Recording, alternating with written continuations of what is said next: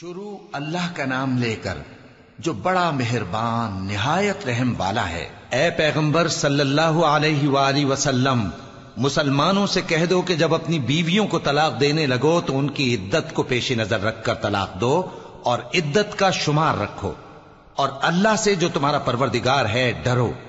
نہ تو تم ہی ان کو ایام عدت میں ان کے گھروں سے نکالو اور نہ وہ خود ہی نکلیں، ہاں اگر وہ کھلی بے حیائی کریں تو اور بات ہے، اور یہ اللہ کی حدیں ہیں، اور جو اللہ کی حدوں سے تجاوز کرے گا وہ اپنے آپ پر ظلم کرے گا۔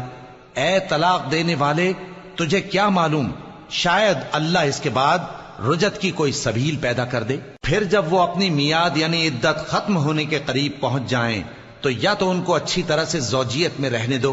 یا اچھی طرح سے علیحدہ کر دو، اور اپنے میں سے 2 منصف مردوں کو گواہ کر لو،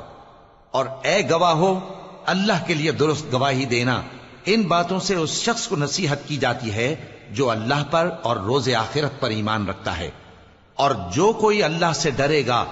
وہ اس کے لیے رنج و غم سے نجات کی صورت پیدا کر دے گا، اور اس کو ایسی جگہ سے رزق دے گا جہاں سے اس کو وہم و گمان بھی نہ ہو، اور جو اللہ پر بھروسہ رکھے گا تو وہ اس کے لیے کافی ہوگا۔ اللہ اپنے کام کو جو وہ کرنا چاہتا ہے پورا کر دیتا ہے۔ اللہ نے ہر چیز کا اندازہ مقرر کر رکھا ہے۔ اور تمہاری طلاق والی بیویاں جو حیض سے نا امید ہو چکی ہوں،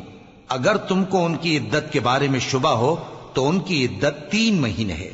اور جن کو ابھی حیض نہیں آنے لگا ان کی عدت بھی یہی ہے۔ اور حمل والی عورتوں کی عدت وضع حمل یعنی بچہ جننے تک ہے، اور جو اللہ سے ڈرے گا اللہ اس کے کام میں سہولت پیدا کر دے گا۔ یہ اللہ کا حکم ہے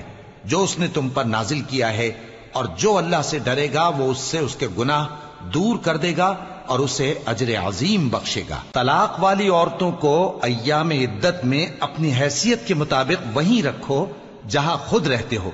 اور ان کو تنگ کرنے کے لیے تکلیف نہ دو، اور اگر وہ حمل سے ہوں تو بچہ پیدا ہونے تک ان کا خرچ دیتے رہو۔ پھر اگر وہ بچے کو تمہارے کہنے سے دودھ پلائیں تو ان کو ان کی اجرت دے دو، اور بچے کے بارے میں پسندیدہ طریق سے موافقت رکھو، اور اگر باہم ضد اور نا اتفاقی کرو گے تو بچے کو اس کے باپ کے کہنے سے کوئی اور عورت دودھ پلائے گی۔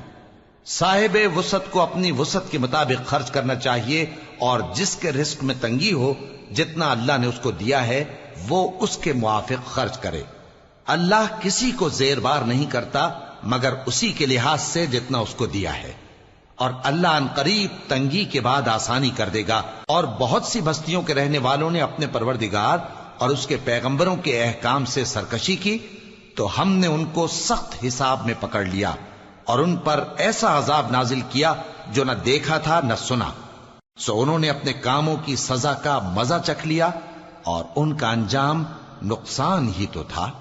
اللہ نے ان کے لیے سخت عذاب تیار کر رکھا ہے۔ تو اے عقل والو جو ایمان لائے ہو اللہ سے ڈرو۔ اللہ نے تمہارے پاس نصیحت بھیج دی ہے، یعنی ایسے پیغمبر جو تمہارے سامنے اللہ کی واضح آیتیں پڑھتے ہیں تاکہ جو لوگ ایمان لائے اور عمل نیک کرتے رہے ہیں ان کو اندھیروں سے نکال کر روشنی میں لے آئیں، اور جو اللہ پر ایمان لائے گا اور عمل نیک کرے گا وہ ان کو جنتوں میں داخل کرے گا جن کے نیچے نہریں بہ رہی ہیں، وہ ہمیشہ ہمیشہ ان میں رہیں گے۔ اللہ نے ان کے لیے کیا خوب رزق رکھا ہے۔ اللہ ہی تو ہے جس نے 7 آسمان پیدا کیے اور ویسی ہی زمینیں بھی، ان میں اللہ کا حکم اترتا رہتا ہے تاکہ تم لوگ جان لو کہ اللہ ہر چیز پر قادر ہے،